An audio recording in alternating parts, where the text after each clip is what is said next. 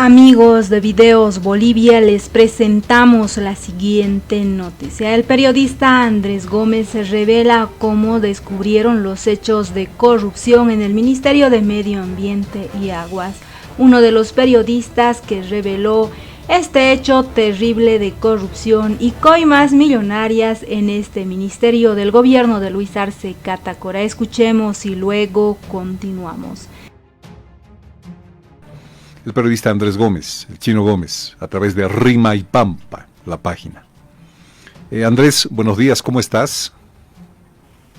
¿Cómo estás, John? Un gusto saludarte, pues, y un honor para mí compartir estos minutos con tu audiencia. Fuerte esta semana. ¿Cómo la has vivido tú, siendo la persona que sacó la información?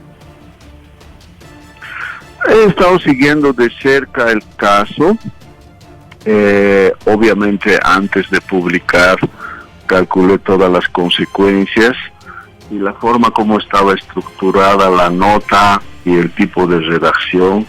Advertí incluso a la fuente cómo iba a percibir la gente y cuál iba a ser la reacción de la opinión pública y la construcción de corrientes de opinión, porque la nota, John, pues daba detalles, ¿no?, que generalmente no suelen decirse, ¿no? Y el periodismo de investigación, pues, la riqueza del periodismo de investigación está en centrarse en los detalles, en cómo cobró, cómo le entregó la plata, qué color era la mochila, cuánto exactamente cobró, cómo le entregó el lugar donde le entregó, a la hora que le entregó, la reacción de la persona que recibió la plata, ¿no? Qué cara puso, cómo estaba vestido, si contó o no. Entonces toda esa riqueza, todos esos detalles que tenían las notas, por supuesto que iba a tener el efecto que a veces no suele tener una información estructurada de manera muy normal.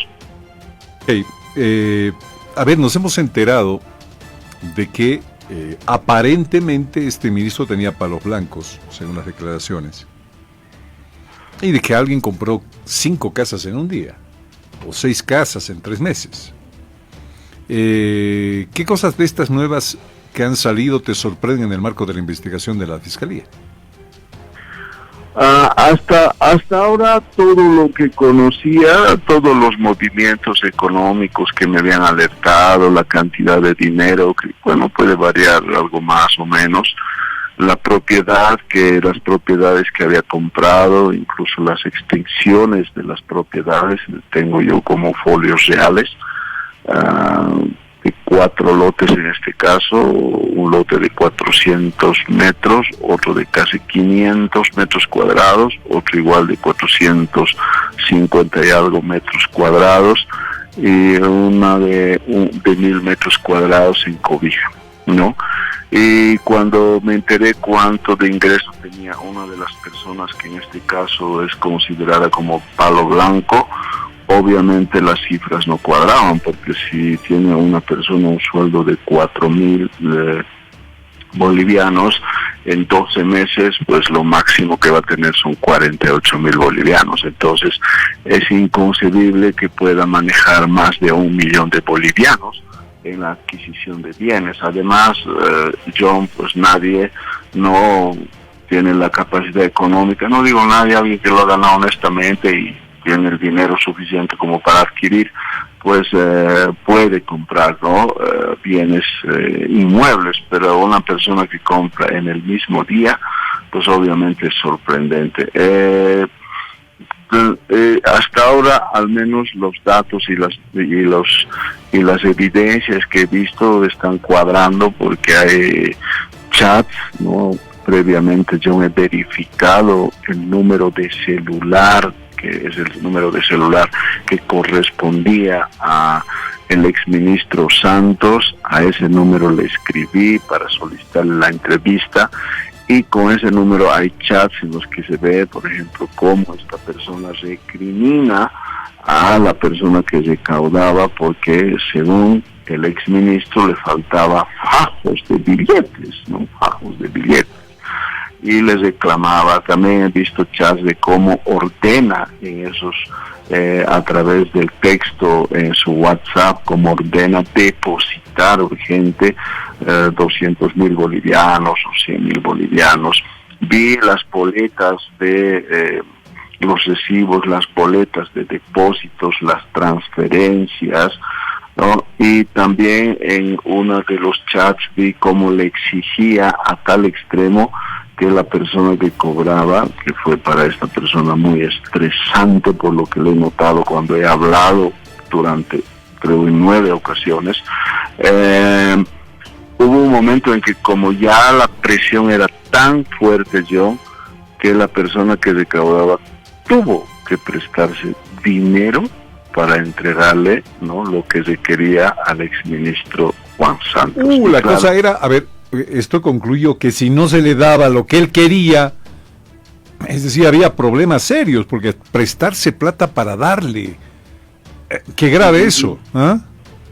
Sí, me sorprendió a mí también, y en uno de los chats dice exactamente eso, que necesito ya, y ella dice, bueno, ya me van a dar, la persona dice, ya me van a dar, ya me van a entregar, y cuando conversó conmigo en 2 ocasiones, me dijo, en 2 ocasiones de las 9, que ha tenido que prestarse dinero, ¿no?, así como 300.000 bolivianos, de otra gente, para darle y cumplir el requerimiento del ministro, y después, bueno, cuando ya cobró las coimas, pues tuvo que devolver con esas coimas a la gente que adeudaba. Por eso la presión era tremenda, pero no solo se quedó en que cobraba, no, o por adelantado, sino que incluso antes de que se licitaran las obras, según la fuente, antes de que se licitaran las obras, le ordenó solicitar adelantos, ¿no? Pero si ni siquiera se habían licitado, si ni siquiera estaban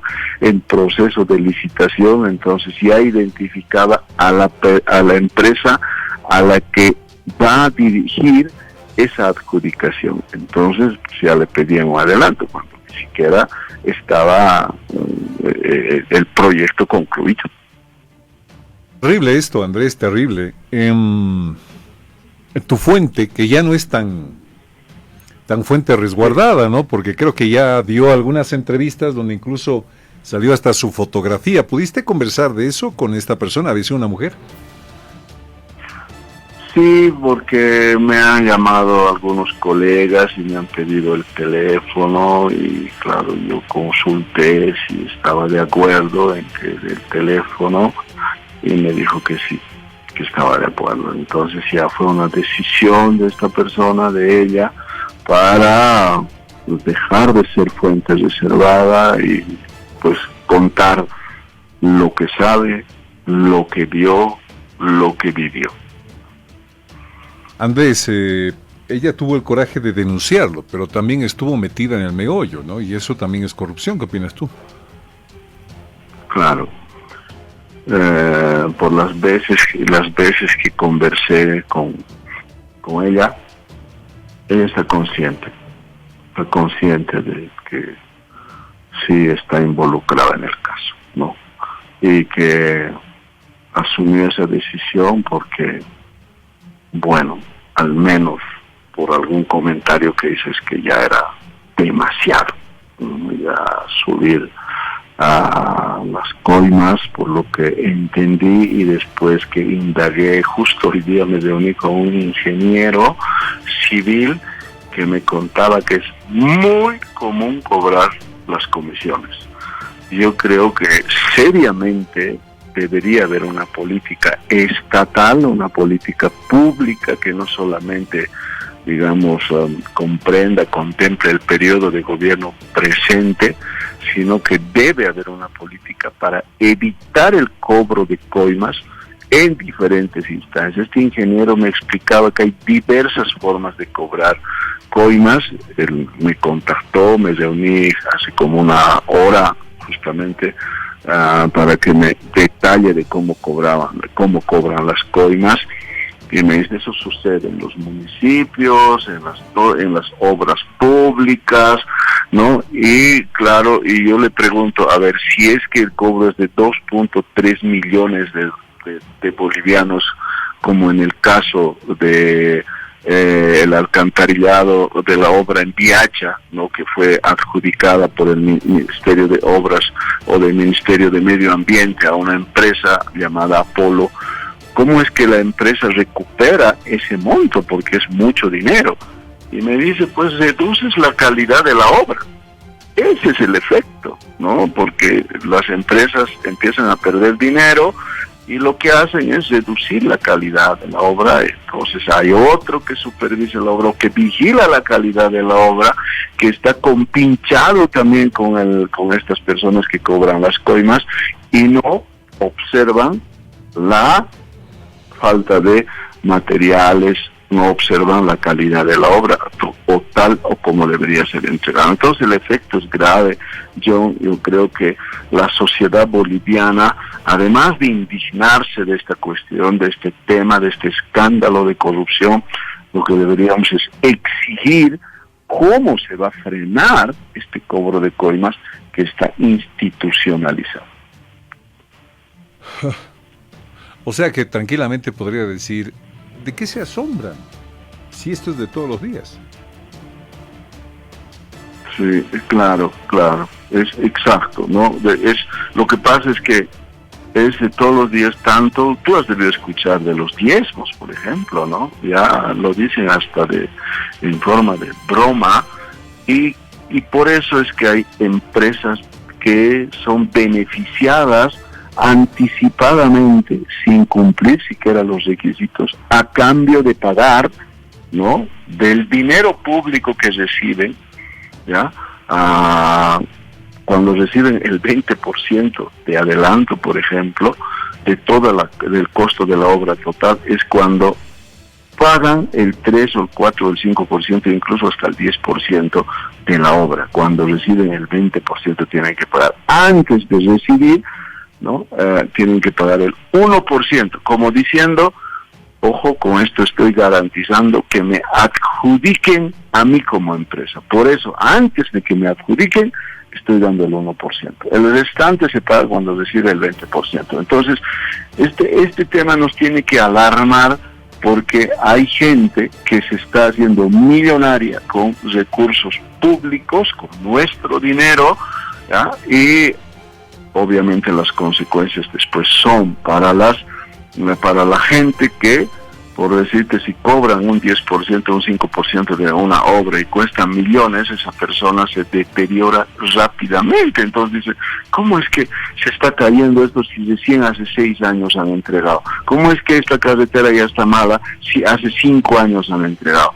Una de las explicaciones que me hacía este ingeniero es justamente por eso, porque las empresas no van a perder, van a querer ganar, y para ganar tienen que reducir los costos.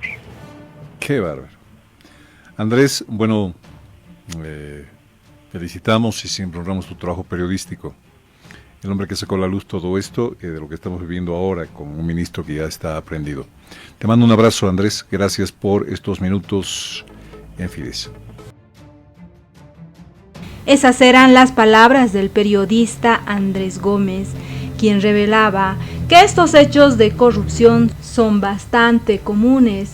Incluso habló de las contrataciones en construcciones para el Estado y que estos pagos de las coimas continúan cobrándose, y que son muchas las instancias donde se realizan estos cobros. ¿Qué opinan ustedes? Termina revelando más hechos de corrupción en el gobierno de Luis Arce Catacora. ¿Qué opinan? No olviden dejarnos sus percepciones al respecto, y si ustedes creen que hay más hechos de corrupción en los otros ministerios del Estado. Hablamos, por ejemplo, del Ministerio de Obras Públicas o el Ministerio de Transparencia y Justicia Institucional. ¿Qué opinan? No olviden dejarnos sus percepciones al respecto.